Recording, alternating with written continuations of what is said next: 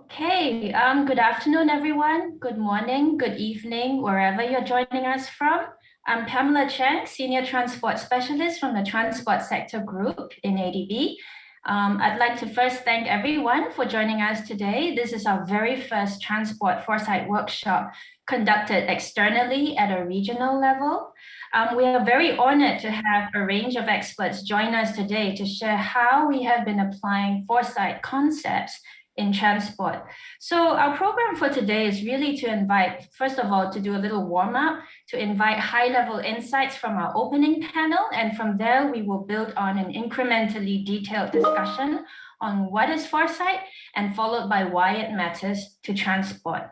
So without further ado, let me introduce Dr. Susann Roth. She's advisor and Chief of Knowledge Advisory Services Center, as well as Mr. Hiroaki Yamaguchi. He's Director of Transport and Communications Division from the Southeast Asia Regional Department. Thank you both very much for joining our welcome panel today. So let's start with Susann. Susann, you have been a really important champion in first introducing the concept of futures and foresight to us in the transport sector group. Could you share with us some of your views in terms of how the changing landscape and what are the opportunities to apply futures thinking in tackling the uncertainties ahead?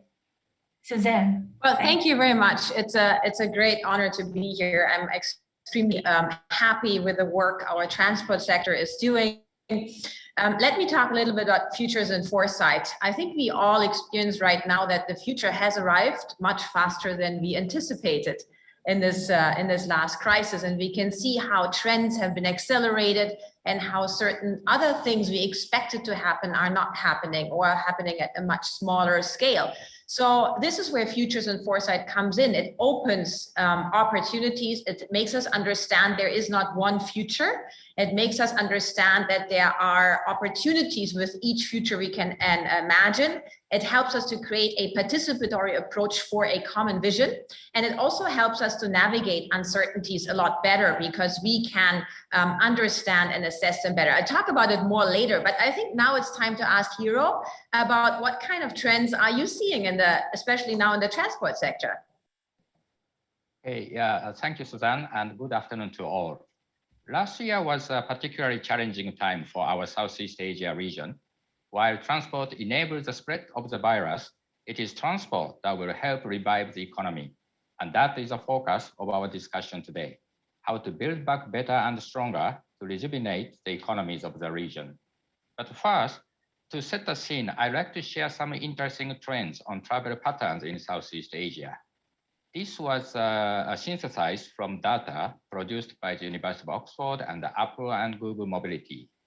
On demand domestic travel, as you can see, the strictest travel restrictions were enforced last April and May, which were mostly eased from June, except international travels. All travels slumped. It was the driving and walking mode that recovered most strongly. Public transport is only gradually recovering. Many have not returned to pre-pandemic levels. On aviation, restrictions on air travel have really hurt tourism industry. The international aviation activity was down in the region by 70% in 2020 compared to 19. Domestic aviation fared a bit better with a reduction by 33%. So the silver lining is in recovery of domestic air travel. We expect that progress in vaccine programs can help the gradual recovery of the aviation sector. To build back transport systems, policy and strategy planners should be aware of three major trends that will affect transport systems in Southeast Asia. First, digital lifestyles. COVID-19 has catalyzed the uptake of telecommuting, online shopping, learning, etc. These are all thanks to high-speed internet and digital capabilities. In addition, digital technologies will also change transport services. At ADB, we launched 2 innovation challenges last year to address safety and security and health and hygiene on transport systems. We have invited technology startups. Second, climate change. Transport in Southeast Asia is a growing source of CO2 emissions. It is a huge challenge to decarbonize transport and the fast urbanization and economic growth. while governments are committed to SDGs and the Paris Agreement. ADB Strategy 2030 also makes climate change as a key priority. We approach in a three-pronged way for decarbonization in transport. First, integration of transport system with land and urban development. Second, less emission modes, such as the Greenways project in the Philippines and railway projects in various countries. Third, less emission vehicles, such as electric buses in Indonesia we are working on. The electrification of transport definitely has to go with the greener energy sector. The last point of the three trends is transport for everyone. The pandemic has highlighted the unequal opportunities between the well-to-do and low income. As mentioned earlier, public transit and walking was hit the hardest by COVID-19. Low-income households have the lowest access to the internet.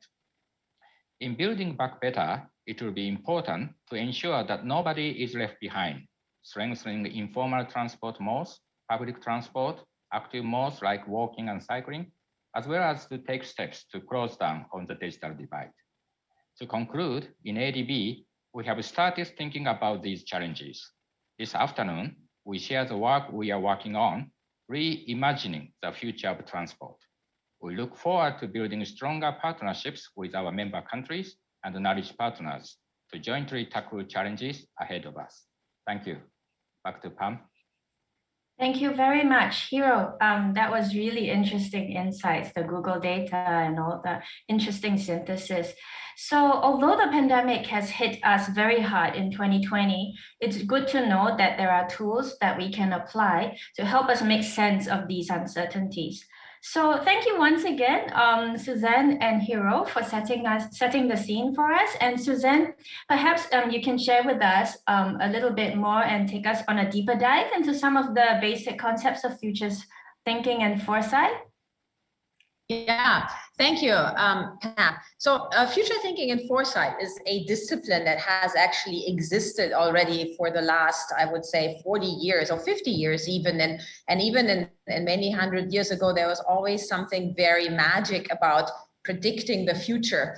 But it actually became a real science in the last decades and has been employed by various governments also to inform their strategies. I'll talk about it a little bit more now. And by future and foresight thinking, and I would say until this year, until the crisis hit us, was always seen as a luxury for developed countries. This is now quickly changing. And it's changing because we are all realizing this exponential change that is happening, these uncertainties that are so difficult for us to manage, as we can see ourselves with a disease like COVID, which has also a lot of uncertainties in terms of symptoms and then how you experience it and how your risks are to actually get it and so on. So this kind of made everyone pick up on the tools of future thinking and foresight. And I would like to pause here for a moment and ask all of you here in this audience kind of, and you don't have, you can put it in the chat, but you don't have to, is really,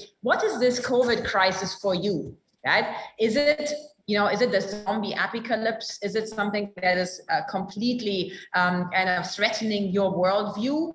Is it the needed pause? Maybe the pause already going on for a bit too long, for over a year now.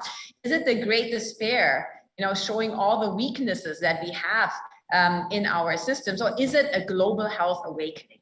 I have this example. I want to illustrate how different worldviews, different perspectives, different experiences can lead to these kind of different images of scenarios. And I think what we are also realizing, and this is where Futures comes in as a participatory tool, is what we thought before, what was taught to us in a way through the, especially Hollywood and great movies, is we are realizing not one great leader can save us, and not one great leader can actually build that future that is great for everyone. Instead, what needs to happen is really a participatory approach. It's the whole of society. It's all of us. All of us need to play a role to create that future that we want. And this is where future thinking comes in, where through a process, through tools, we imagine preferred futures. And then we go backwards by using backcasting tools to understand what needs to actually happen to create this future. Because I think you agree with us, often what we see is great aspirations and government strategies and strategies like our own Strategy 2030 in the bank, but not much clarity how we're going to get there, what is really required, what are the milestones, and maybe not necessarily a clear understanding of everybody's role in this process to achieve this future. So I really like foresight and future thinking because it creates new capabilities and it helps us to understand systems. And what we often do is we look at the past, and this is great to some extent, but we have to understand all of the data we use comes from the past. It is informed, or it's based on assumptions that come from our past experience, but not necessarily from what we imagine the future could be. It really helps using future thinking to create new vision for transport, new visions for cities, for countries, and of course for yourself. I also really like it helped me to accept that there isn't one future, and sometimes there is not even one future in one country or one city, because conditions of life and opportunities are so different. So it helps us really to navigate these uncertainties.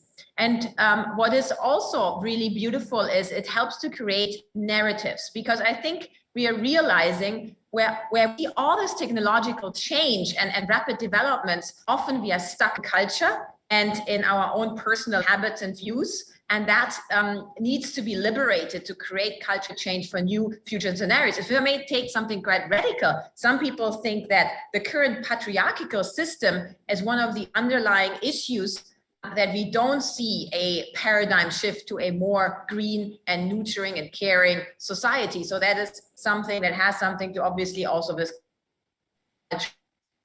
our understanding from the present. And you can always create your own. ADB, we had an initial demonstration project. I'd like to invite you to visit our handbook, which we have published on this, where we worked in several countries, in Timor-Leste, the Philippines, Cambodia, and the People's Republic of China, and Mongolia, Kazakhstan, and Armenia, and we deployed future thinking and foresight tools at various levels with national government and also in projects. And by doing this work, we have really created a network of foresight and future thinking experts and entities across the entire region. And I want to mention, for example, the work that is done by My Foresight in Malaysia, the work that's done in Thailand by the Futures Institute, and of course, many more. And you can learn more about it, from other seminars with us or from this handbook. But I would like to take one example from Singapore. And let me go quickly here. So Singapore obviously is a very advanced economy and had a very clear vision already many years ago. And this helped to get to this point where Singapore currently is. Singapore has mainstream future thinking and foresight in all their ministries. And they have a specific entity in the Prime Minister's office, which provides the overall strategic guidance and capacity development. And I had the opportunity to meet with the foresight team of the transport agency a couple of months back. And what was interesting is how this team used foresight, and go to this one here, used foresight to actually create a mechanism to create new ideas and futures. And in this example, it was for autonomous vehicles. And what they did is basically go through a cycle of first understanding what's happening, what's out there. They called it environmental scanning. Then they did something which is basically sensing what's happening in the population, what kind of futures ideas do they have.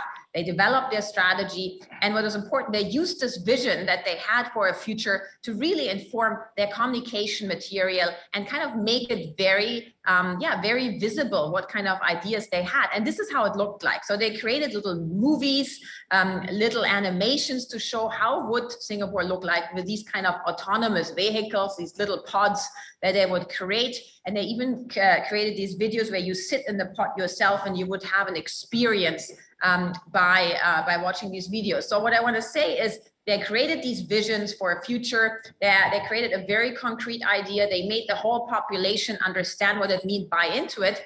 And what they did then is they basically created, I have to put this to the side here 1 second.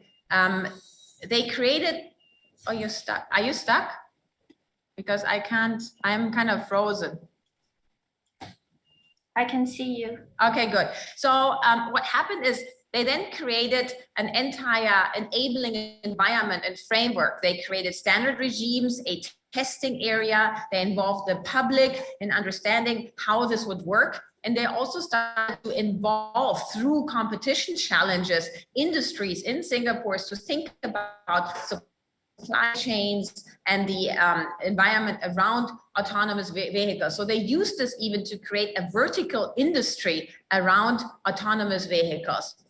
This is an example of how they visioned the testing space and so on. So you can see Futures and Foresight is not just something that is kind of nice to do. It is great to do. You can see new opportunities for your sector, for your city. You can create new industries, and you can create a participatory approach for an entire society community to buy into a vision. If you want to learn more about it, there are many Foresight manuals available. There is a group, a network of practitioners in OECD, but also here, as I said, in Asia.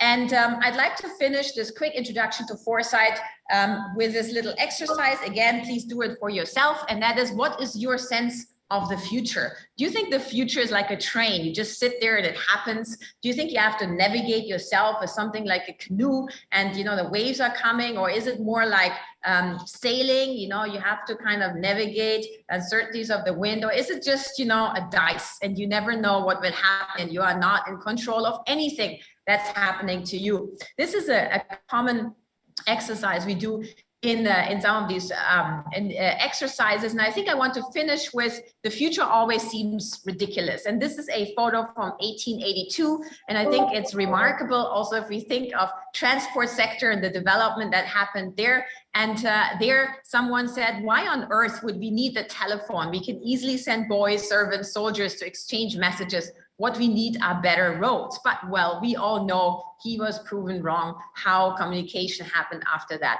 So with that, I'll hand over again to Pam, and I'm looking forward to a very engaging discussion for the rest of this afternoon.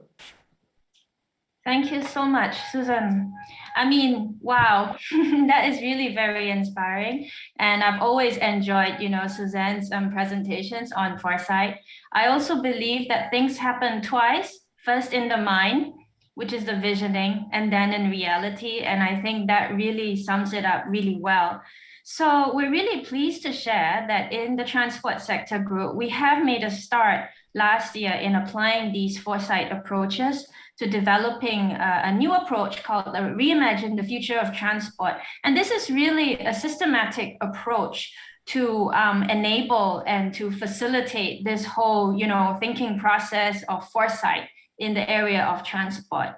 But before we get to that, it would be good if we can take stock of where we are at. So Hiro, may I invite you once more to lead us in the next session where we have a nice panel discussion to discuss the difficult challenges experienced in the transport sector last year in the Southeast Asia region. Hiro, please. Okay. Thank you. Okay, thanks, Pam. We have lined up a panel of eminent experts who can share quick insights on what was the difficult challenges experienced in those countries. We have a diverse representation from government, private sector, and from our field office. Let me introduce first Mr. Sopani Fuenko, Deputy Director, Land Passenger Transport Division, Ministry of Public Works and Transport of Laos. Next one is Mr. Timothy John Patan, Undersecretary for Railways, Department of Transport. And Ms. Silva Halim, she's Construction Director, MRT Jakarta, Indonesia, and Mr. Hideaki Iwasaki, Country Director, Thailand Residence Mission of Asia Development Bank. Okay, let me first go with the first speaker, Ms. Sopani. Ms. Sofani, can we invite you to share your views? What was the most difficult challenge faced by your ministry in the aftermath of the pandemic? Okay, thank you, Mr. Hilo. I'm very honored to be a speaker today. First, I would like to share a brief introduction to the situation of COVID-19 here in Laos. A full lockdown was implemented last year from the end of March to beginning of May, during which all international borders were closed for all transportation, with the exception of goods. Up until now, on international border remain closed. After 1 month lockdown, passenger transport within province resumed, followed by service within the country borders. Ongoing transportation projects include the Lao-China Railway, which will be completed as planned. Regarding urban transport projects like the Vientiane Sustainable Urban Transport Project, among others, they currently present delays due to the current COVID-19 pandemic since restrictions have limited the visits of experts and online interaction is not as effective. COVID-19 has had a significant impact on transportation. The current situation of urban transport in Vientiane buses conform our public transport system in addition to paratransit modes. Referring to the result of survey from both JICA and the World Bank concerning the impact of COVID-19 on transportation, so that city bus passenger has decreased to half of 2019 levels. Regarding the trip rate by transport mode, trip rates have decreased for all modes. However, it's important to mention that decrease in trip rate for buses and paratransits is higher than those of private vehicles. Results from the trip rate by age group indicate that while in general there was a decrease in all age group, at age group of 61 to 70 years old was the one with the most significant decrease. In addition to the above impacts, COVID-19 adversely affected economic and social activity, in addition to travel of vulnerable group members, and the majority of public transport users prefer not use public transport due to the negative image such as buses being a source of infection.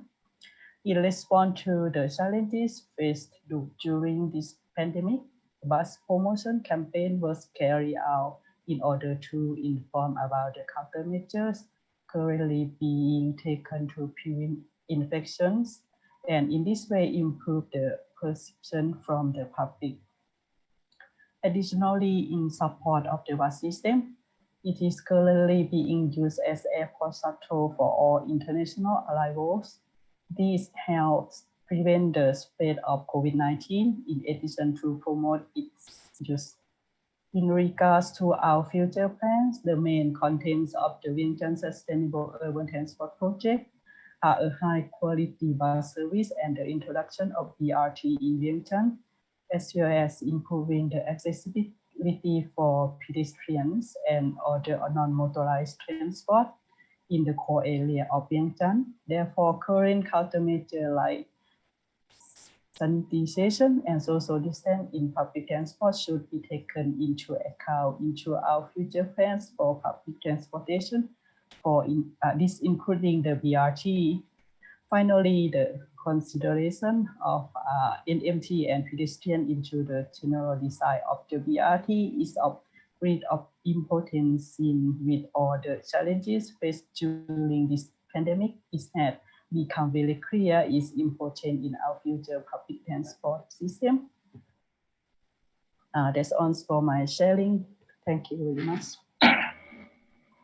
Okay, thank you, Ms. Sofani. Let me invite our next speaker, Ms. Sylvia Halim. Ms. Halim, it was great actually to see the ridership levels recovering relatively more quickly than the rest of the region in Indonesia. Could you share with us what was the strategies or something tricks MRTJ deployed to recover so quickly? Hi, good afternoon. Thank you for having us here and this opportunity to share our experience for the past year. Regarding the questions, I would say I think our strategy would be right from the first response measures that we have employed since the very first case was actually identified and declared in Jakarta in March 2020. We focus on quickly how to protect our team, and then also how to protect the commuters, and then also employ measures on how we can actually maintain the service levels of our systems to the commuters. Now, over the years, over the months, as we progresses, we also deploy or launch a public campaign that we call it Protocol Bangkit, in English means Rise Up, whereby we use this campaign to play our parts in building the public awareness about the safety and health in public spaces, especially in public transportations, and also how we can regain the trust of the commuters as we demonstrate to the public on how we ensure the cleanliness and also the safety in our trains and along our lines. And of course, subsequently, we use this campaign to encourage the commuters to use public transportation instead of returning to use private cars and private vehicles, as public transportation is still safe and healthy, and of course it is a more sustainable way of commuting.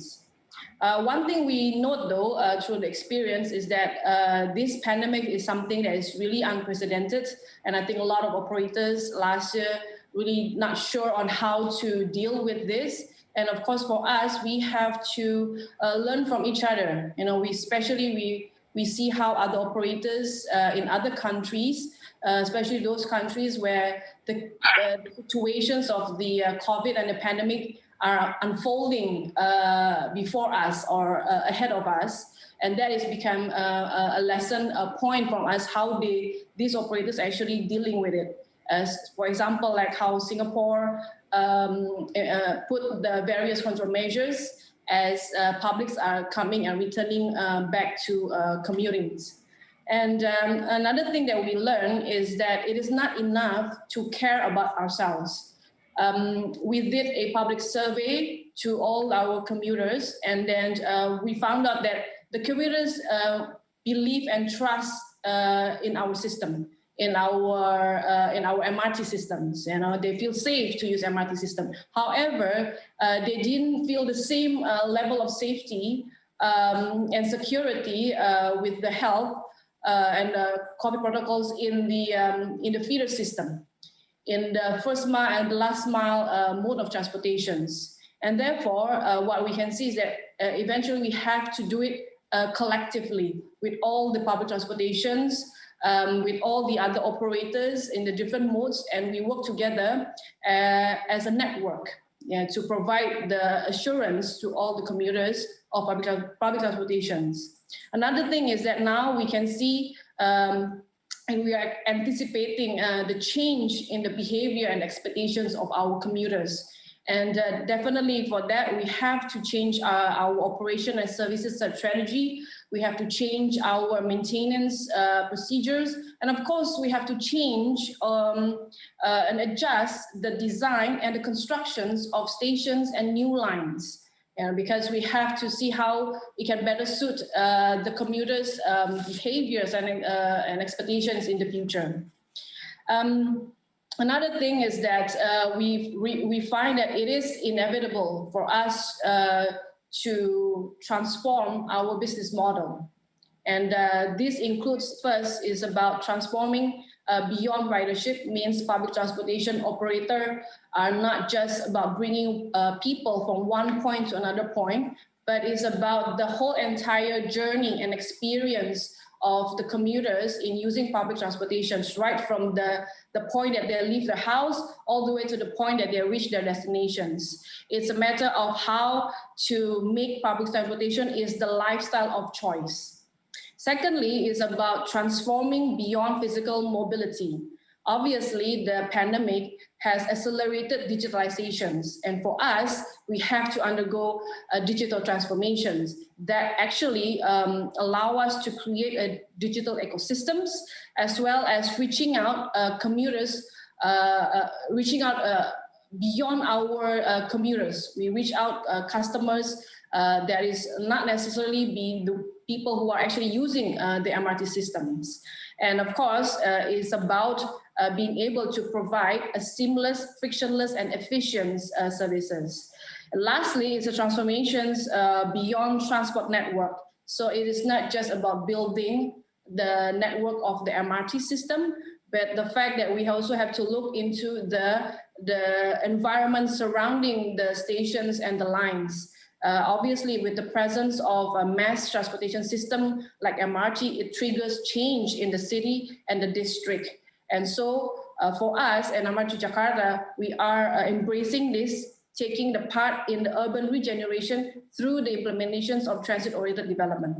Now, all this, we are doing it for the sake of the sustainability of our company and also to become more resilient to face any potential future disruptions.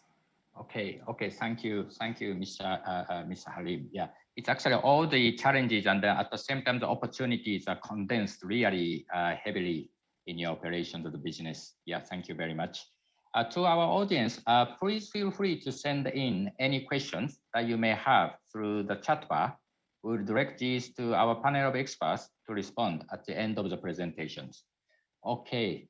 Now, again, thank you, Ms. Halim. Let's invite Mr. Batan from the Philippines DOTR, Department of Transport.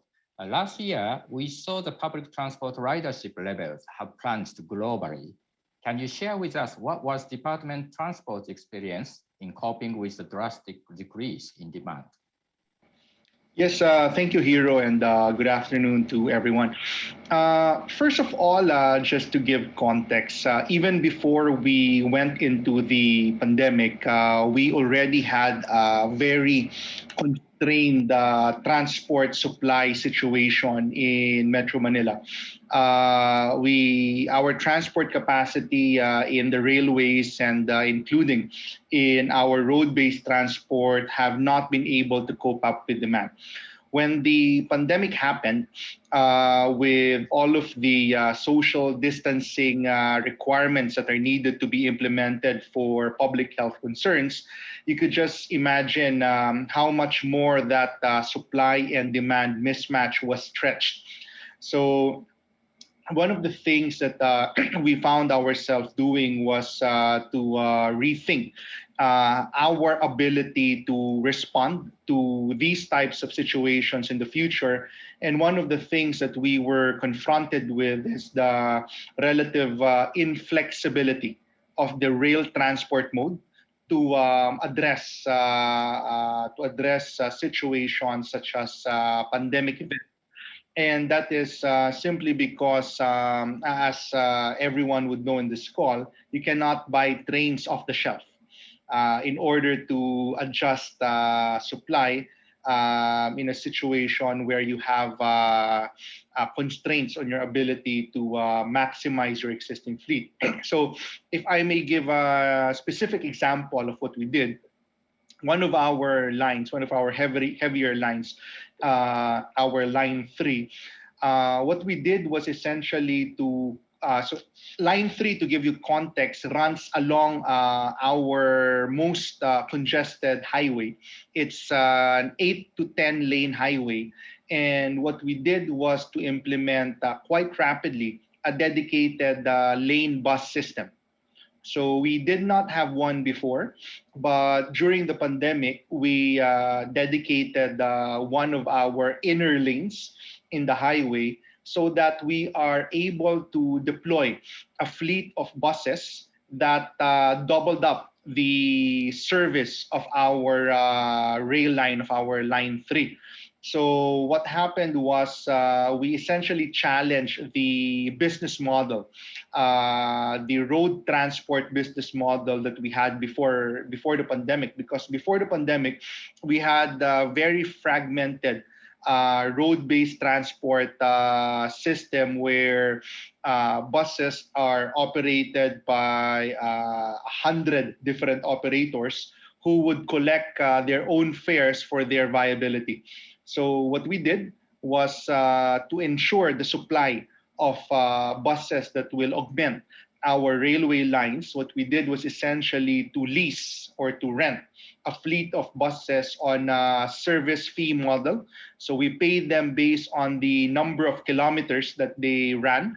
And that's how we were able to bridge through and continue to actually bridge through the pandemic transport requirements. So I use this as an example because it led us to, again, think about how we should rethink the industry structure, the business models that we had before the pandemic, recognizing the constraints that the rail transport mode has, and restructuring the industry and business models, not just in rail, but also in our road-based public transport to make us more agile, to make us more flexible in terms of responding to these black swan events. So I guess it's an ongoing process for us.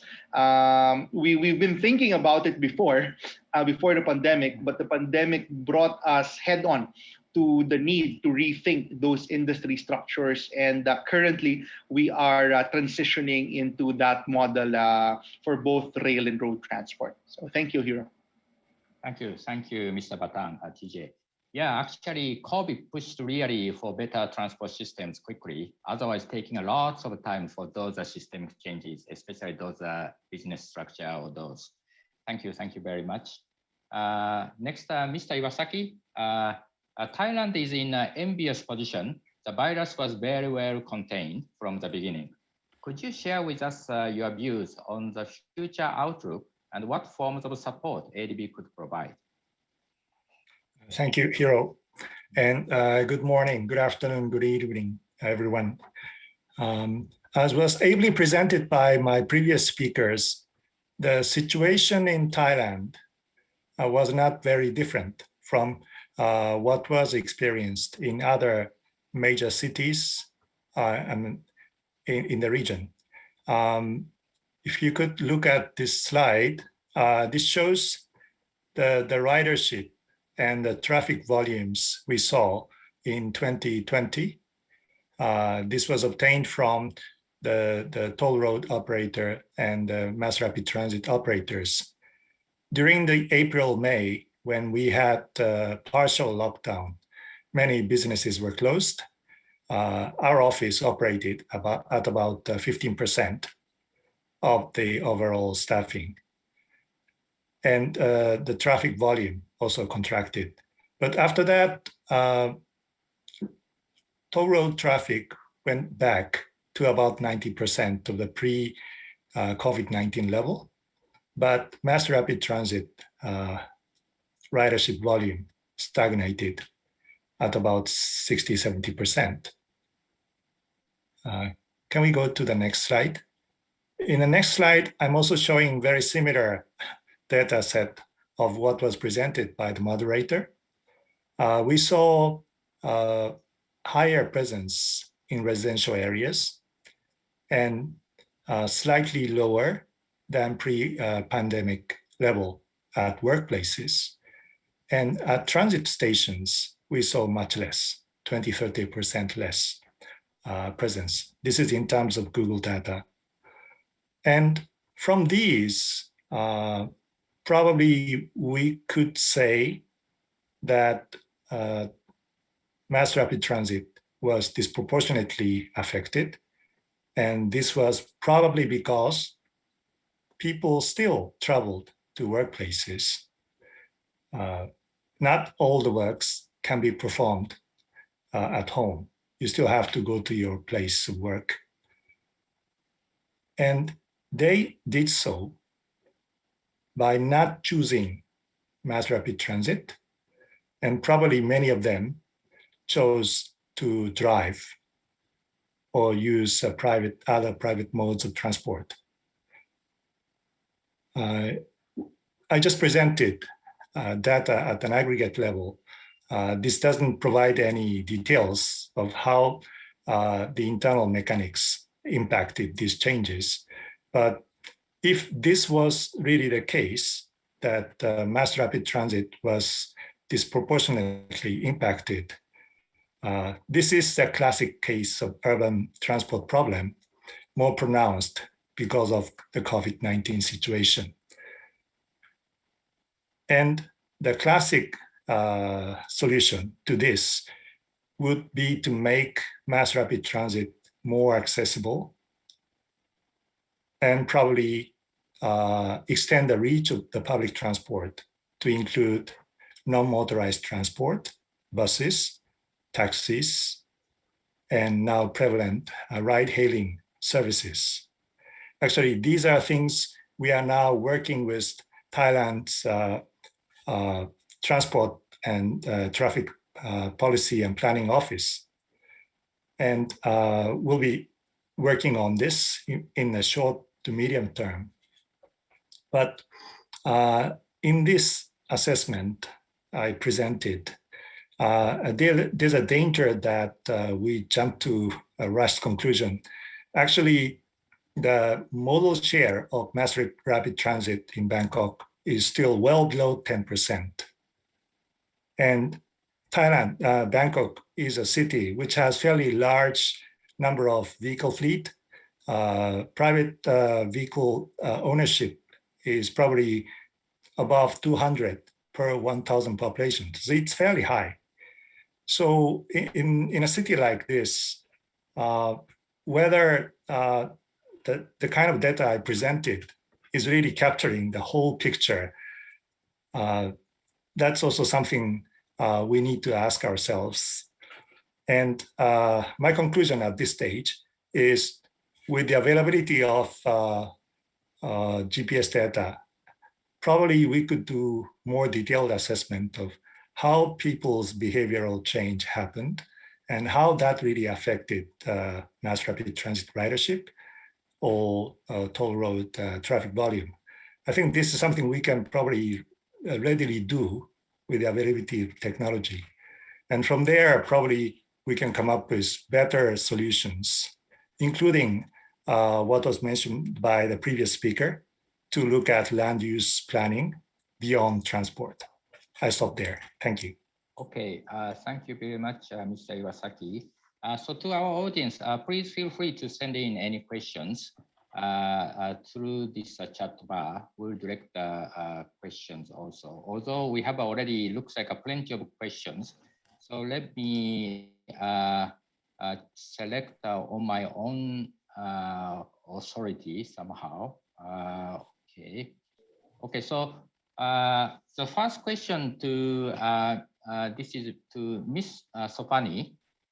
In your opinion, do you foresee any changes in the level of infrastructure spending in transport, or any different priorities from before in the types of transport projects in post-COVID recovery?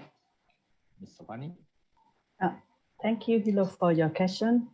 Yes, the financial condition in Laos has been greatly affected by COVID-19, according to the most recent announcement by the government. The development fund from the central government has been reduced by 50%, and seen my ministry as well as the transport sector depend on a significant proportion of this fund. This leaves uncertainty to secure the sustainable financial source for the transportation sector. Okay, I see. Okay, yeah, I go for next one. I try to choose the more specific to countries. So another one, so MRTJ, Miss Halim, how do you see the role of PPP or private sector in the public transport operations? Is there any new business model that could be explored in post-COVID? First of all, perhaps probably I'd like to share that in the MRT Jakarta case, the company MRT Jakarta is actually, we built the MRT system and we operated the system itself.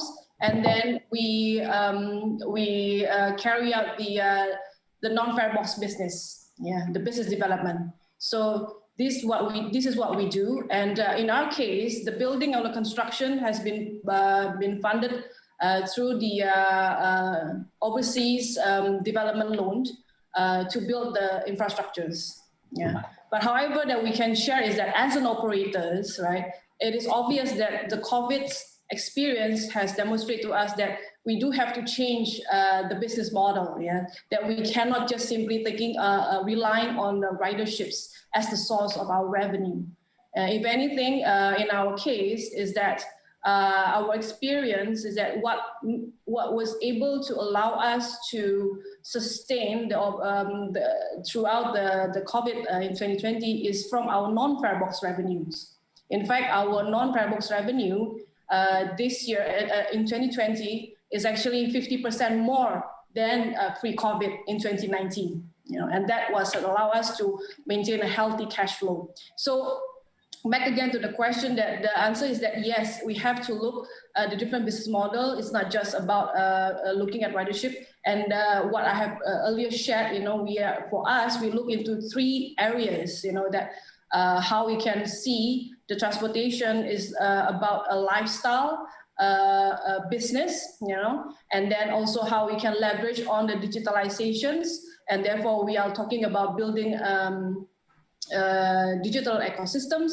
In our case, in MRT Jakarta, we are reaching out to the various startups in Jakarta, Indonesia, to help us to build, produce new products and services that can eventually improve the experience and the journey of public transportations. And of course, lastly is how we can actually play a part in the city developments, and not just simply building stations and the rail lines, but how we can actually look into the value captures generated by the presence of the MRT in the district.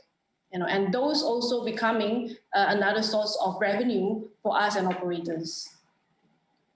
Okay, so I hope that. Great. Great. Thank you. It also covers several other questions. How this digitization or ideas to be considered or those. It's quite nicely covered. Okay, we have a bit of time limit. So last question, because our Mr. Batang also here to the Philippines. Given that this pandemic situation is expected to continue to be with us for some time, could you share with us what measures are being considered to keep our public transport safe while balancing the need to open up the transport system to restart the economy? Yes, Hiro, I think connecting to what I said earlier, one thing that we have been thinking about and we continue to think about is how to increase capacity without increasing our asset base. Because as we know in transport, it takes time. It takes time to increase your asset base. It takes time to build new railways. It takes time to add additional trains or to build additional roads. And when you are faced with an event that requires a rapid response like the pandemic in order to meet transportation needs, then you have to think outside the box and think of ways on how to increase capacity without necessarily purchasing or acquiring additional assets. Now, I say this because increasing capacity is a big measure to address health and safety concerns. Because we all know about the usual physical or social distancing. We all know about the use of personal protective equipment. But really, increasing capacity plays a large role because people still need to travel. we've seen a big reduction, but people still need to travel. And unless you are able to increase capacity, then all of the health risks that come along people being congested or being too close to each other cannot be addressed. So again, as I mentioned earlier, one of the things that we have been doing is thinking of ways to utilize existing assets to increase capacity. One of those is to utilize our existing roads by establishing dedicated busways that increase our turnaround time, increases our carrying capacity. We have been working on finding ways to increase our operating speed, to reduce the headway of our trains so that we are able to carry more people with the same asset base. So again, on top of the usual social and physical distancing, wearing of masks, wearing of face shields, from a more technical perspective, we have been working on ways to increase capacity to address or at least mitigate the risks that come along COVID-19. And I think moving forward in the future, I think it's something that should go into our risk preparation matrices, how to identify quick response measures in addition to the ones that take a little longer to implement. Okay, thank you, Mr. Batan. Yeah, it's actually hearing on those from people. Yeah, digitization, out-of-box thinking, risk management. Those sounds are quite a common words, keywords. Actually, it's also raised from the lots of questions from the audience. This fits to this what we are talking about, foresight study of those, I guess. So with this, actually, thank you very much for all panelists. Sorry about this quite a time constraints way of these discussions. Thank you again. Over to you, Pam. Oh, sorry about that. So thank you everyone and our panelists of speakers. It's really nice to hear such a diverse perspective across the different transport subsectors and of course across different countries in Southeast Asia. So so in our next segment, we are very pleased to invite Mr. Joseph Hargrave, Global Foresight Leader from Arup. Joseph is responsible for the delivery of foresight services and projects globally. He leads several of Arup's thought leadership programs, including Cities Alive and the Future of series.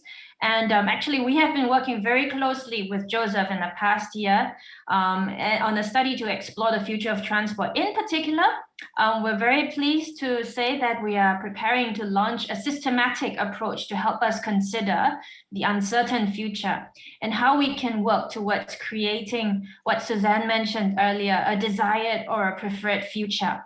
Now, he will be also accompanied by Ms. Yidan Luo, transport specialist from Southeast Asia Regional Department, who will also support Joseph's segment. So thank you both, and over to you. Thank you. Thank you very much, Pam, for the kind introduction, and good afternoon to all of you, and good morning from London. My name is Joseph Hargrave, the Global Foresight Leader at Arup, the engineering, design, and advisory firm. And yeah, a big thank you also to the previous panelists and all the comments that we've heard already, and of course, Susann's introduction to the general purpose and meanings and benefit of foresight. My role today, together with Idan, is really to explain a little bit and talk a little bit about the study that we have been working on over the past 9 months, and give you a bit of insight and also a chance to contribute to what you think an ideal or important future might actually look like in your specific context. So just a reminder of why we are doing this. Well, we are doing this because change is constant. There's many different types of change. We have the big megatrends driving our future, such as aging population and climate change. And we also have disruptive, more unexpected trends, wild cards or black swans like the pandemic that we are just experiencing now. So change is constant, and as organizations and individuals, we need to develop ways and strategies really to deal with that change.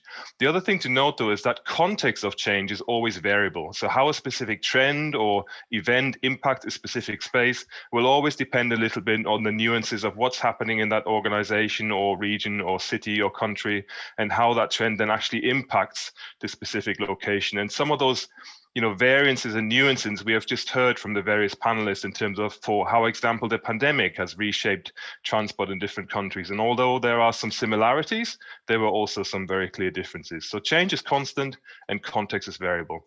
Why do we think this matters specifically for transport and infrastructure? Well, we know that investments and projects into transport often have very long life cycles. It takes a long time to go from the initial idea and concept to the actual operation of an asset.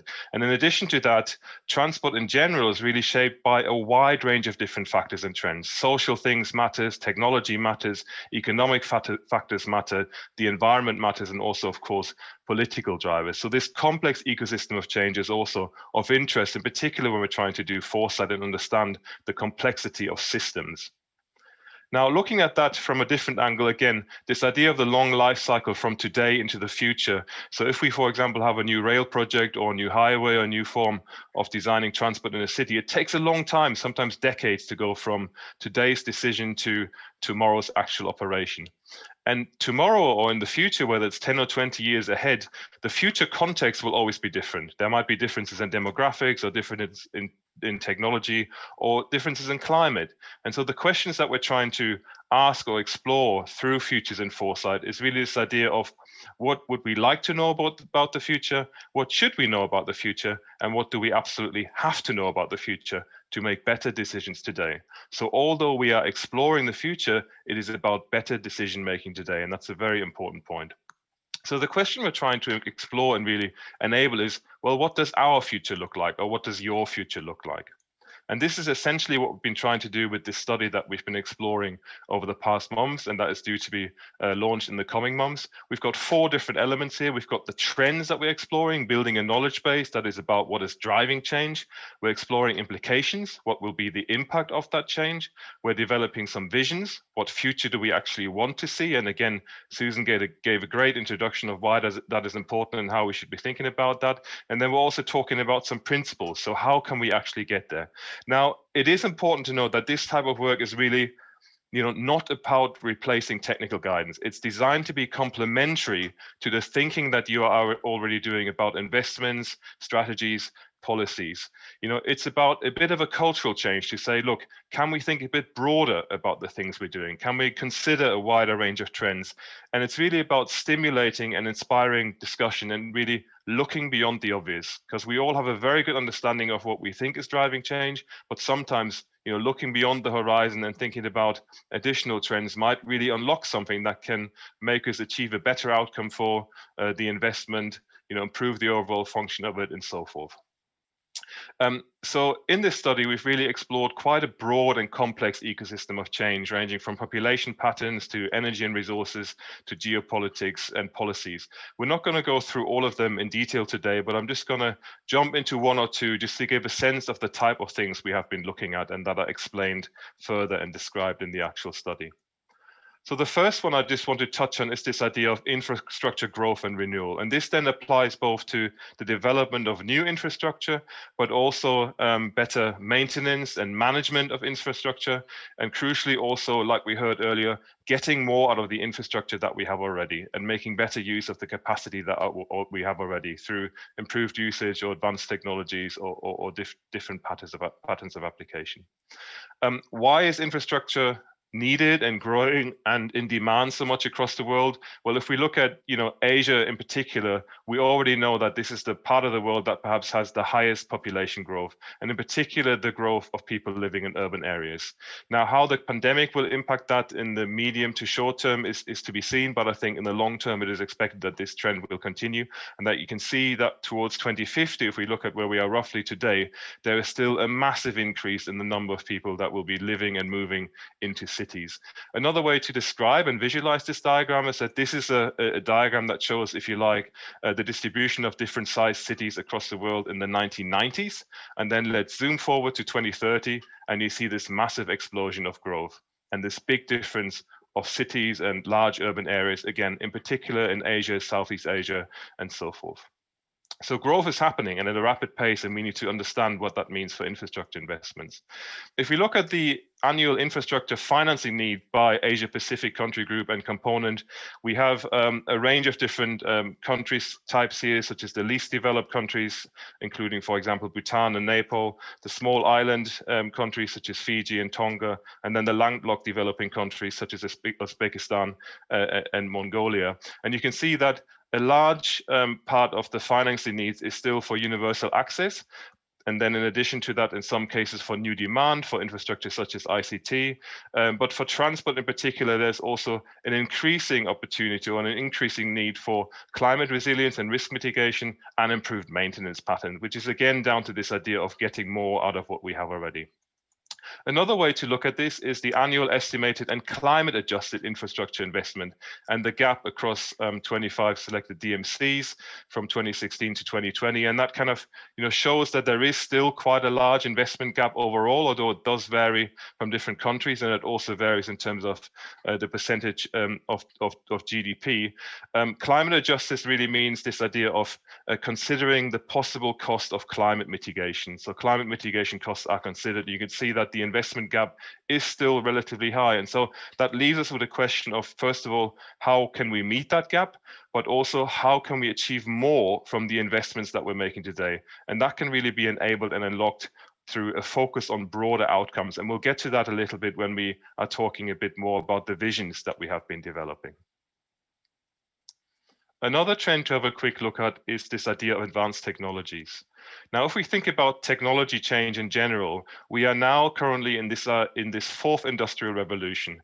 And the fourth industrial revolution is all about the use of cyber physical systems. And that kind of wordplay is interesting because it talks about cyber, the digital world, and physical, the physical world. So for anyone working in the built environment, in infrastructure or buildings or in cities, we know that now is the time when a lot of the dumb systems that we've been developing for decades now are going to become smart. And that will create many new opportunities, again, to maintain, manage, and utilize existing assets in a very different way than we have been in the past. For example, sensors on bridges, sensors on roads, better communication between infrastructure and vehicles, and so forth. So a huge opportunity for us. And we are only at the beginning of this revolution. I think that's very important to know. I think the potential of digital has not yet been unlocked. And many different things matter here. It's not just about one certain type of technology. Crucially, the transformations that we're seeing now are about advances in multiple areas that are happening in parallel. And some examples of that are improvements in infrastructure and networks, such as cloud computing becoming much more accessible, cheaper, and easier to use. Advances in machine learning and artificial intelligence, such as image recognition, new ways of insights and visualization, new hardware and applications, such as robotics and drones, also advances in space technology, for example, and coupled with new business models and standards, such as software as a service, which again increases accessibility and enables some of these tools at a lower price point. And then, of course, also new experiences and interfaces for the actual users, such as mobile applications. So multiple advances and parallel areas are really, why this current technology revolution is perhaps a little different to what we have been seeing before. And this is creating opportunity for some organizations and businesses that are able to invest and utilize it. This is a diagram that shows the superior profitability and sizable value pool created from AI adoption in ASEAN and transportation and logistics industry. And the yellow line that you can see is if you like, the self-reported current profit margin, and is much higher at the moment for people or companies that have adopted AI to deliver their services. So it shows that there's some value add to be made by bringing some of these new technologies into things such as transportation, retail, healthcare, and other services that closely relate also to the idea of how transport work and how transport is delivered. Another thing that is happening, again, enabled by this availability, a cheaper price point, a diffusion of technology, is that essentially we have now much more vehicles on the road that are smart and connected. And connected essentially just means that the vehicle itself can communicate with the infrastructure around it or can communicate with other vehicles. And that, of course, again, creates opportunities for better system management, a higher collection of data on how the transport system actually works, vehicle-to-vehicle communication or vehicle-to-system communication, which then can be analyzed to really see, well, where can can we make efficiency improvements? Where can we make changes in how the system and network works based on the data we are getting from sources such as these connected cars? Another thing that is spoken about a lot and is kind of, in high anticipation, at least in some markets, is of course the idea of autonomous vehicles. What we do know about autonomous vehicles is that there are many different projections for the overall adoption rates and the overall percentage of the fleet that will be autonomous. It ranges from, a large proportion of vehicles being autonomous already in 2050 to 2060 to that happening much later in 2060 or 2070. The other thing that we know is that many of the kind of big benefits of increased safety, for example, or reduced congestion and emissions really only come into play when there is a large proportion of autonomous vehicles as part of the overall fleet. So unfortunately, the promises that we are hearing about safety and congestion are not necessarily as near term. And as we also know that in many countries, advanced technologies or technology itself maybe takes a different priority over getting the basics right and making some general improvements to the overall infrastructure capability.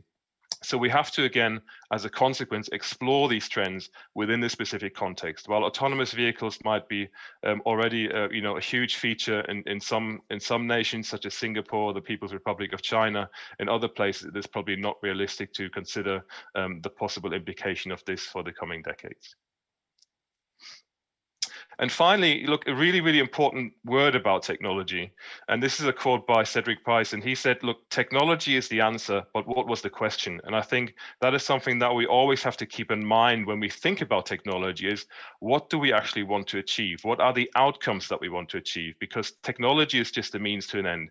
If we understand what we want to achieve in terms of environmental benefits, economic benefits, and social benefits, then we can look at technology and say, okay, this is the method or the strategy or the solution that we might apply to get there. So technology is the answer, but what was the question is something that we should always keep in mind. Because, one of the things that this is all really about is designing for future user requirements, really keeping the user, the end consumer of everything that we're putting into place in terms of infrastructure and services in mind, so that we can create much more inclusive and accessible solutions. And technology, again, is one strategy to achieve that, but we should keep that overall desired outcome in mind. Okay, so in a second, we're going to ask you to vote. And I'm going to hand over to Yidan just to kind of explain this a little bit more. But what will be essentially the vote about is these 10 trends here. So you can have a think about how population patterns might matter to you, changes in behavior through digital technology, new approaches to much more integrated transport systems across multiple modes, of course, infrastructure growth and renewal as a wider trend, the possible impacts of climate change, both in terms of mitigation and adaptation, general environmental risks, in terms of advanced technologies, as I've just described, shifts in the energy system and the consumption of resources, and also new economic and trade patterns and geopolitics and policies. So have a think about, which of these trends or big areas of change really you think matters most to you. And for this voting and for this polling, I'm now going to hand over to Yidan, who will explain this to you a little bit more. Good day, everyone. It's a pleasure to invite you all to participate in the polling. As you may know, to the right side of the TV box, there are several tags.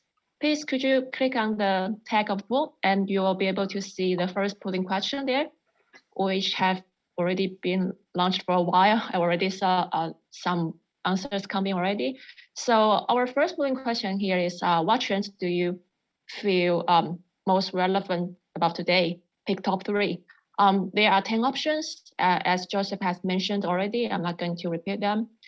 You might need to scroll down a bit to view all the options. Just take your time to do so and read through the options, have a quick think about it, and pick top 3 in your mind. Then finally, remember to click on the submit at the very bottom. In 1 minute or so, we'll be able to see the results. Just a general reminder in this part, this question is really about what do you feel today that is actually happening or has already happened. So later we'll have a second question about what do you feel about the future. Just pay a little attention to the difference and have your choices. I can see there are still answers coming as the bars of the result are slowly moving. Let's wait another 20 seconds. There is a certain degree of latency in this platform. We're sorry about that, and thank you for your understanding. Now I can see, well, the bars are still moving. but seems more or less stabilized. So let's close the poll and present the result, please. So what have we got, Yidan? Yeah, Tell me about it. Yeah, I think we have the winner now. It's the climate change. Although 19% of the participants have picked climate change, followed by let me see, changing behavior patterns. Oh, I think that's related to our panel speakers' talk. They also mentioned quite a lot about the behavior patterns. Then no, that's fantastic. I think that's a really interesting reflection. Yeah. And who's third? Third, I think it's advanced technologies. That's also related to what you have mentioned, discussed a lot about. Yeah, we're happy to see this trend. Actually, it's happening today. I think you might have, our participants may have different opinions based on the experience in your country. But as a whole, I think it's a good reflection of Southeast Asia, as we have quite diverse participants from different countries, different subsectors. So I believe that's valuable feedback to our foresight study group. In the interest of time, let's launch a second polling question. All right, this time we're thinking about the future to 2050. So really try to project out. I really like what you've just voted for in terms of this balance of, users, people, technology, but also space and climate and environment. But let's really think about what might matter towards the year 2050, which is really, almost 30 years from now. What do you think will be most important in that longer term transformation? Yeah, correct. I think the trends of tomorrow certainly should be different from the trends of yesterday and even today. So yeah, the changing trends will require us to adjust our approach in designing new solutions for the future. Maybe just this time, take a little while to think about what do we want for the future, then have your vote. I'm having a little problem here to see the results of the second poll.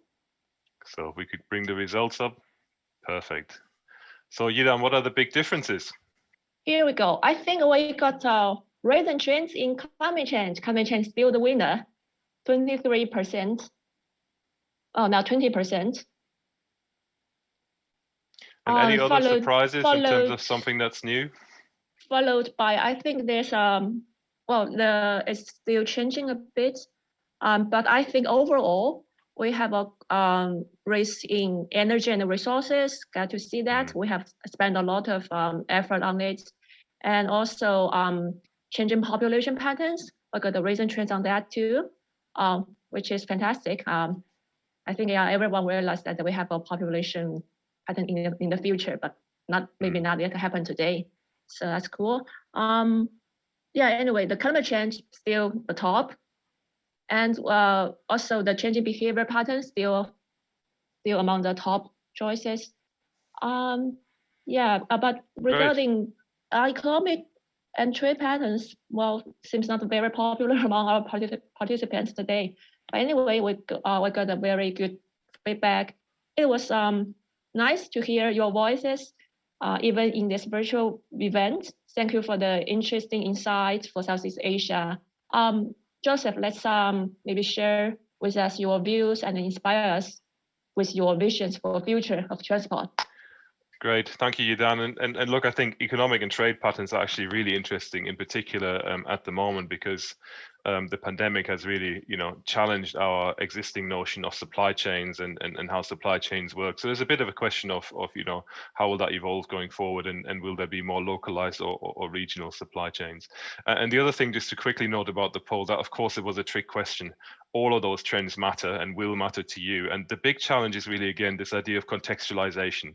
How can you understand what population growth means to you, or how can you understand how emerging technologies will shape your future? And this is partially what we're trying to do with this work, is to create this playbook and information and set of reports that you can then utilize yourself to explore and discuss those issues a bit further.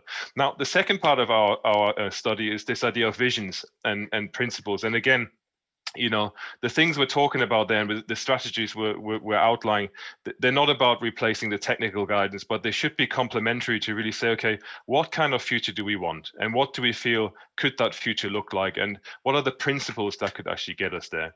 So we've come up with 8 visions. They are not a direct translation of the trends. They are combinations of different trends. And again, I'm not going to be able to go through all of them in detail, but this gives you an overview of the kind of things that we've been looking at, from the very, very important building institutional, financial, and technical capacity to the basics of providing safe, reliable, and efficient systems.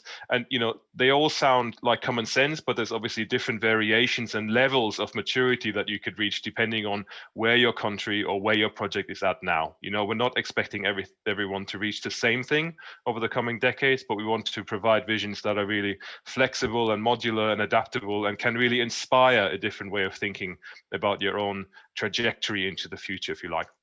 So let's look at 2 of them again. One of them is our vision number 3, deliver resilient transport and infrastructure systems. The underlying trends here, infrastructure growth, climate change and environmental risk, and advanced technologies. Of course, again, other trends play a role, but those are the 3 that we wanted to highlight. And here's, if you like, a summary of that vision and the 4 principles. We've got things like ensure risk-informed transport system management, promote nature-based solutions and adaptable infrastructures, in particular in the context of climate change, embed resilience, thinking and policies into planning and governments, and really design for long-term resilience. So designing for the future normal, not for today's normal. And that could mean things such as, you know, better, more strategic tree cover in cities, sensor-based data collection, much more utilization of natural approaches to floodwater management, and so forth. Why is all of this important? Well, we know that climate change will have a big impact on the future of Asia, Southeast Asia, and the entire region, really. Here's a very interesting diagram from the IPCC just at the tail end of last year that spoke about the projected change in suitability for human habitation. And anything that is in kind of dark red is outside the historical niche of human habitation in terms of, for example, humidity, temperature range, and also precipitation levels. So it's quite a sobering diagram if you look at the amount of red that we can see here across the world. So it means that, you know, even if we stick to this 2 to 2.5 degree warming to 2070, there will be big implications of you know, how our life in cities and in areas across the countries will be experienced and what we need to do to adapt to that change. So preparing for future climate realities is absolutely essential. And we can only do that by really achieving integrated adaptation. So we have to go beyond transport and think about what is the link to the energy system? What is the link to the food system? What is the link to education and healthcare and service provision? We need to have a much more integrated and systems-based approach to how we are achieving change and driving change in the future. And so working together and working across silos is essential to that, and making smart choices today about what the world will look like in 2050 or 2070, so that we can design for that future reality and not today's reality. The second vision to quickly cover is deliver environmentally considerate outcomes. Again, climate change and environmental risk as an underlying trend, energy and resources, but also economic and trade patterns. The principles here is, you know, accelerating really the shift to lower greenhouse gas emissions. If we think about our priorities, you know, reducing emissions, both from the energy system and operational emissions, has to be the top priority. In addition to that, we need to start restoring the natural environment so that the natural environment can act more as a carbon sink and also improve overall health and well-being of citizens. Again, some components of this, you can see there's a lot about the integration of green, being smart about monitoring environmental health, over uplifting the quality and breadth of ecosystems and biodiversity. Again, there's really, really a high urgency for us to do this and as quickly as possible so that we can avert these impacts of catastrophic climate change. The notion here is really a different understanding of what sustainability means. If we perhaps at the moment understand sustainable as having a minimum or zero negative impact, so this idea of, you know, really reducing this idea of ecological loss through our activities, what we now need to do is actually move way beyond that and think about, okay, how can we deliver designs or infrastructure investments or whatever that can restore the natural environment and that can eventually regenerate in the natural environment and achieve this idea of ecological gain. So a project that enhances biodiversity, a project that captures more carbon than it consumes, a project that improves water quality. This idea of, you know, meaningful sustainability that goes towards restorative and regenerative design and has a net positive ecological impact. A big change in paradigm, a big change in thinking, but I think absolutely critical for us to avert both the climate and biodiversity crisis that we're facing in many parts of the world. That does mean having, again, a different approach to infrastructure. It has to be much more about green infrastructure, multi-purpose infrastructure, combining things for multiple functions so that we can get the most out of the investments we're making. And that, again, perhaps futures thinking is a useful tool there, because if we look at all of the trends that might shape a new project or new project investment or new concept, then by looking at all of the social, economic, environmental, technology change, it might unlock opportunities for integration, and it might unlock opportunities for thinking about these projects in a new way and being inspired to think about them in a new way. You know, essentially, again, going all the way back to what Susan said earlier, it's about understanding our preferred future. If we think about the cone of the possible and going into the future, we have the point now, and then we have, you know, this range of possibilities that we could be driving towards. The probable future or the business as usual future doesn't look that great for us at the moment. So what is actually our preferable future? Where do we want to head to? What do we want the world to look like? And you know, our future is shaped by the decisions we make today. So that matters. Everything we do today matters for what the world looks like in 10 or 20 years. And Elon Musk had a really nice quote about that at TED in 2017 when he spoke about kind of his business and his ambitions. And he said, I look at the future from a standpoint of probabilities. It's like a branching stream of probabilities, and there are actions that we can take that affect those probabilities or that accelerate one thing or slow down another. And this is where we go back to the cone, if you like, where, you know, you can make choices in your own decision making, in your own policies that positively affect probabilities of us moving towards a more sustainable, just and equitable world. And so your choices matter, and our collective choices matter, and that will help us shape a better future. The final word on that, I think institutional capacity is absolutely critical for success. And this is something that we've been trying to do with our futures toolbox, if you like. So we have the trends that we're finalizing now, and we have the visions that we're finalizing now. That will be augmented by a playbook that describes excuse me, various approaches and workshops and exercises that you can do as individuals or as a group.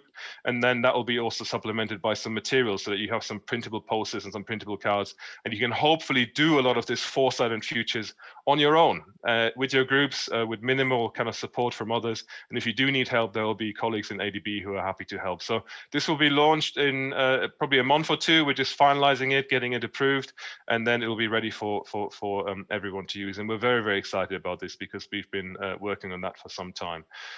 So a final vote before we hand over to the closing of the event, this time on the visions. Now, I recognize that you haven't been able to understand all of them in detail, but hopefully, you know, broadly, the titles make enough sense for you to have a vote. So we want to know again, you know, which vision do you find most important, most interesting, most inspiring? You can really kind of understand that question as you like.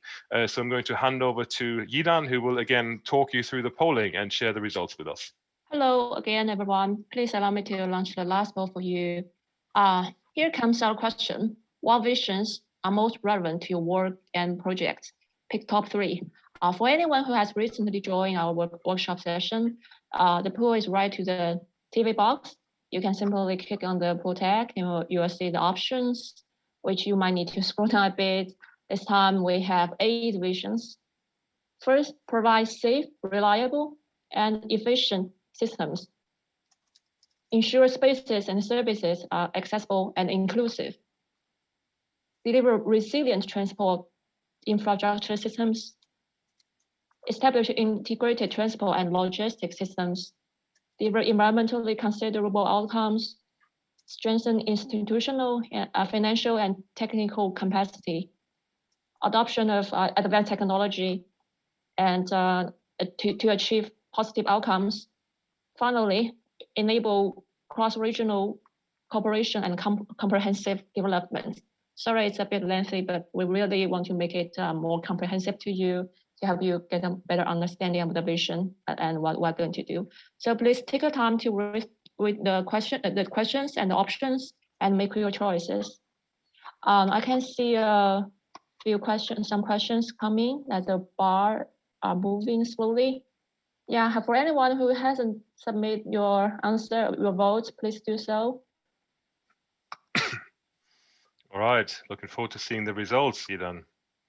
Yeah, well, I think we kind of have a stabilized results now. So let's close the poll, please, and show the results.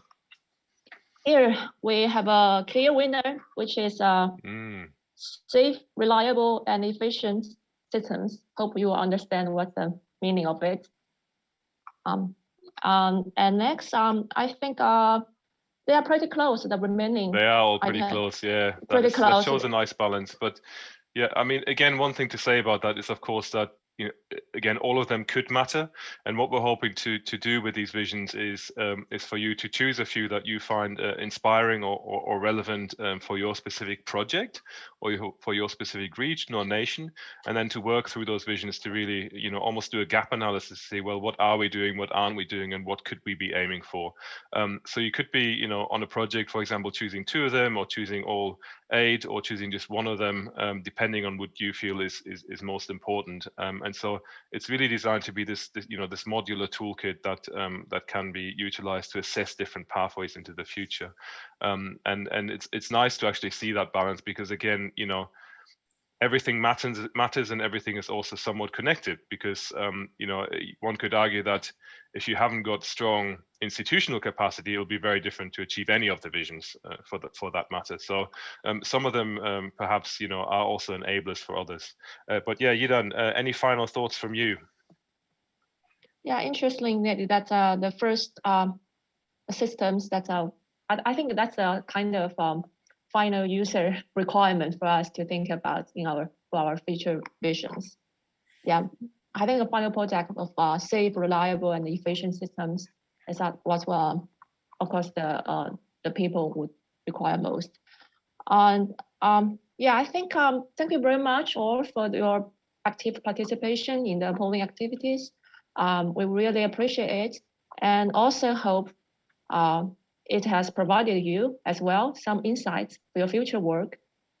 Pam, I think we are done here, and over to you. Over to you, Pam. Thank you.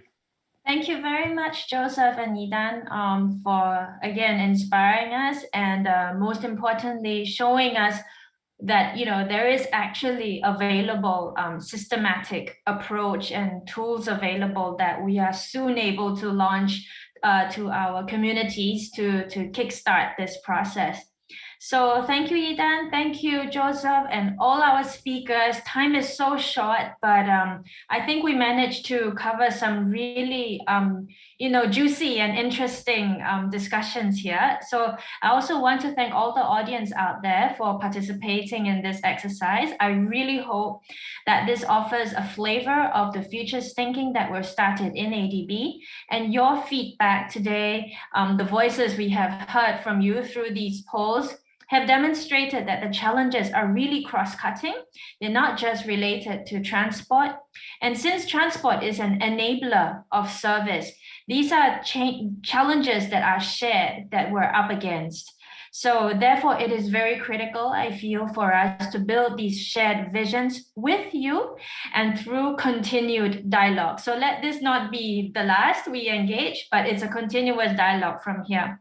Now, as we're coming to the end of this workshop, I'd like to invite Mr. Jamie Leather, Chief of Transport Sector Group in ADB, to share with us some closing remarks and also to close our session. Thank you. Over to you, please, Jamie. Thank you, Pam. And on behalf of the Transport Sector Group, I would like to thank you all very much for your participation today. I'd also like to thank the organizers of the SEADS event, of which this was part of, and within ADB, the Knowledge Advisory Service Center, as well as the Transport Division in Southeast Asia Regional Department. A special thank you to the panelists. I think they really added great value to this and dovetailed very nicely, and a thanks to the Foresight team for giving us an excellent presentation and questionnaires at the end. The Southeast Asia Development Symposium that this event is part of, our Director General Ramesh, who heads up our Southeast Asia, he has challenged us, or challenged the Southeast Asia part of the bank, if not all, to look at new solutions for the new challenges that we're all facing. And I hope this workshop has provided some stimulus to the discussions and how to think differently, but put that in the structure of a Foresight approach. it is a great tool. It can be used in many different ways and looking at different scenarios and different outcomes. But as we heard from the panelists, it allows us to look at how we embed that back into the planning process, or in situations like COVID, how we respond to the here and now, very unexpected conditions and activities that we had to respond to last year. And the sort of final point I would like to stress, I think that the excellent insights that were given to us by the panelists on particularly urban transport across many of the Southeast Asian cities. Tourism and hospitality has been the hardest hit sector due to COVID. Transport was second. And within transport, it was aviation and it was urban transport, passenger urban transport that has been hit the most. So we heard from leaders in the field who are struggling to run urban mass transit systems under a pandemic. They need to think differently. And we heard many times we had to look at a different business model. We had to look at how we adapted to the situation. And as we heard in the last priority, we had to make sure that the systems were safe and reliable. I think that gives a very clear insight. But one very final thought, if we are to adapt and be resilient and look at the foresight, it was clear to me in sort of linking the foresight with the panelists' discussions on a different approach or a different business model. At what point can we look at public transport becoming a public good? It was mentioned that we cannot get full cost recovery, but our Asian cities cannot function without a good mass transit system and a transit system that links into that last mile connectivity and fully integrated transport systems. So I think it's this kind of foresight tools that can be used as we plan our future systems. Thank you all for attending, and I hope in the not too distant future we'll be able to have face-to-face meetings, if not hybrid. Thank you all very much for your attendance, and I hope you found it a stimulating session. Bye-bye.